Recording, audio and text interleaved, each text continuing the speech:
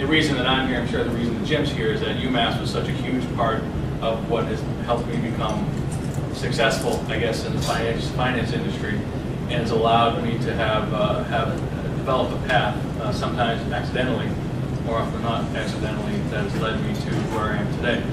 What else did I learn at UMass? You can't walk around with a big head because someone's going to knock it off, right? You can't be that superstar, and that leads to a lot of positive interactions in any business I ever get introduced to. Typically, I brought into a business when things aren't going well, and things are turning sideways. Either we're buying into the business and it's already distressed, or it's one of our distressed companies. And the ability to put aside your ego, which we all have, and some people can't control theirs. Put aside your ego, be humble. The constructive confrontation is a great term because it's how you make things happen in a business. Giving bad news is very hard to do. My first job out of school at Monsanto, I had a boss from Belgium named Roger Blumen. And Roger came in, and I sat right outside his office. And one Thursday night at 7 o'clock, when no one else was there, he said, "Brad, come into my office now. Because I'm going through these reviews, and everyone is excellent, excellent, excellent. If everyone's so excellent, I'm going home." Right? So how can you all be excellent? You Americans don't know how to tell people they're not doing a good job. I tell people all the time, whether it's our LPs, the entrepreneurs that we invest in, the venture industry is an industry in turmoil. It is contracting right now, and it's being cut in half, and that's the honest facts about it.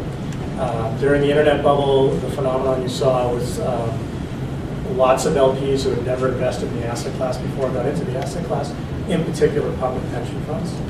Public pension funds with very funky accounting measures that probably knew early on they were underfunding their pensions and thus needed big swings, the proverbial 10x return their money.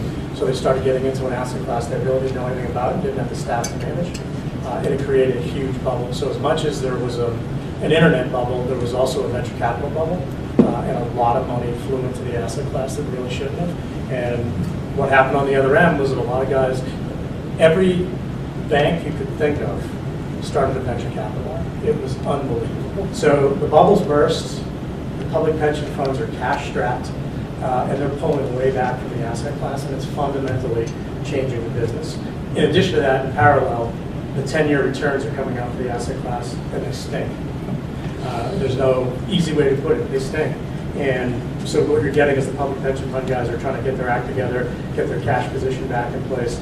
They're looking at the asset class, looking at the returns, and then also realizing that, I could take the big risk earlier on because my retiree base wasn't growing, but now that the baby boomers are retiring, tying my money up in a risky asset class for the next 10 years may not be what I want to do.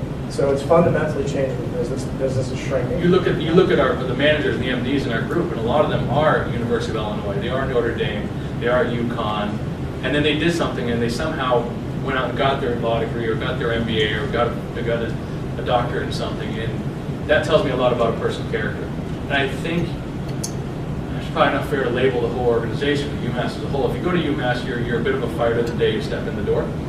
You get these horrible Boston Globe articles that make me angry and make me want to write bigger checks to fight the tide, because I know our graduates can stand up against most any school in the country. We've got to change the perception. We've got to change some mindsets.